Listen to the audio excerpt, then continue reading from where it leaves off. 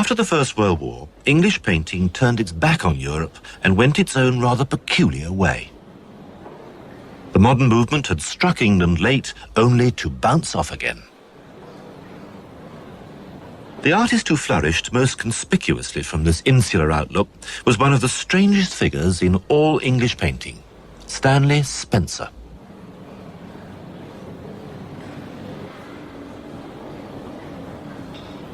Heaven knows what posterity will eventually make of this enormous canvas. 18 feet long.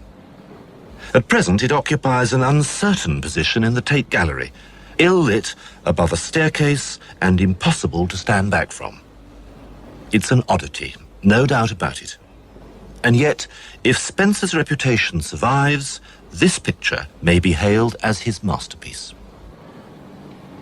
The subject is the resurrection. Spencer began it in 1924, and it took him 3 years to complete.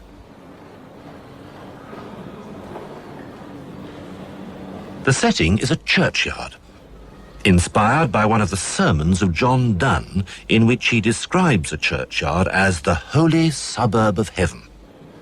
So it's on earth, yet witness to heavenly events. It's actually the churchyard in the village where Spencer lived all his life, Cookham, some 30 miles upriver from London. And here's the river, the Thames. It's become the river of life across which souls are transported, with an echo, perhaps, of the Styx in Greek mythology over which the dead were carried to Hades, in this case, in a Thames pleasure boat. So it's not the resurrection of Christ, but the resurrection of humankind. A benign last judgment, with just a handful of baddies, more naughty than damned, being roughed up in their open tombs. For the rest, it's a joyful occasion. Beneath the roses around the porch leans God the Father, and below him a rather feminine-looking Christ with children in his arms.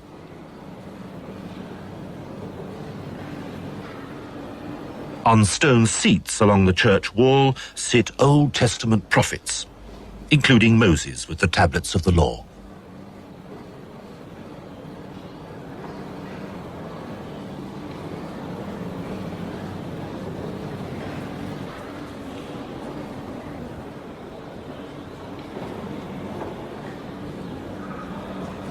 Other reborn souls rise out of the flowers growing on their graves.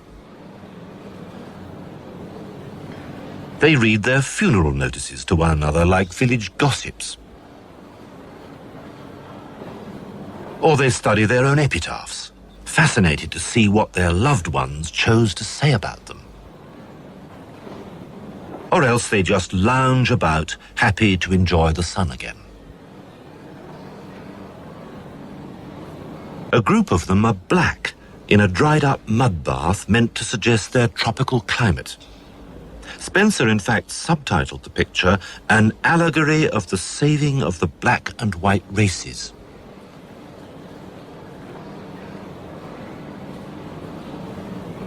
The most relaxed of all the souls is Stanley Spencer himself, taking a nap between two graves. And he appears a second time, naked behind a discreet cypress tree.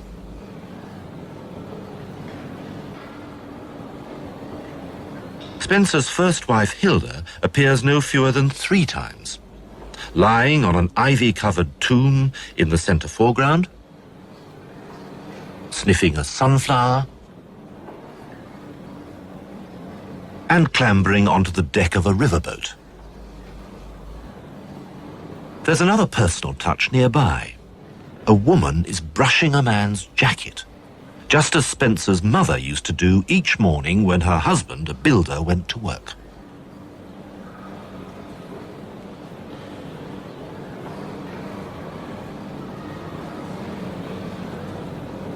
Spencer said that what he liked was taking solid lumps of my own life and putting it on canvas. I like my life so much, he said, that I would like to cover every empty space on a wall with it.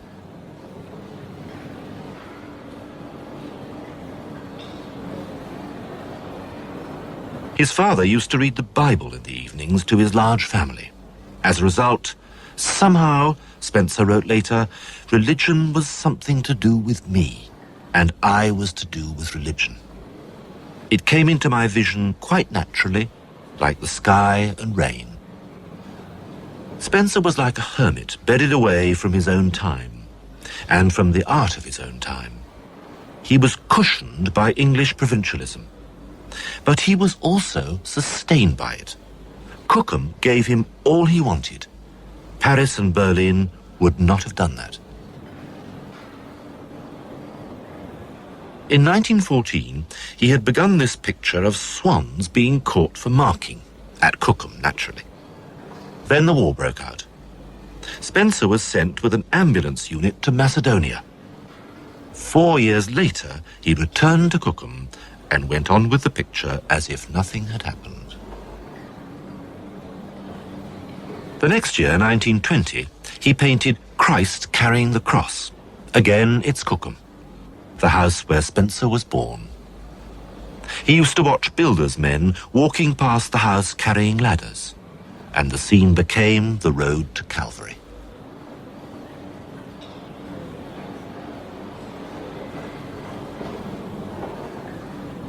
What's so affecting about Spencer is this intensity of personal vision, like Blake, like Palmer, like Le Douanier Rousseau. His own environment as the setting for a series of village morality plays. A private stage on which great events are enacted, like St. Francis and the Birds in the setting of a Cookham farmyard. The saint, he explained, painted as a memory of his father, whose trousers got stolen one day, so that he went about the village for a while in his dressing gown. He had the kind of imagination, Spencer, of medieval sculptors who would carve grotesque corbels and misericords for the local church.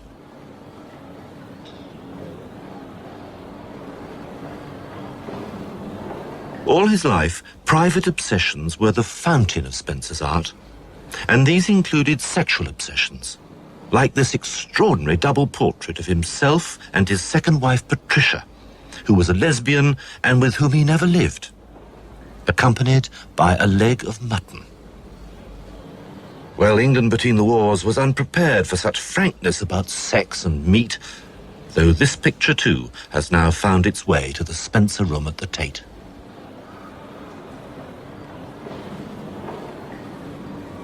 But then nearly all Spencer's work is about bodies.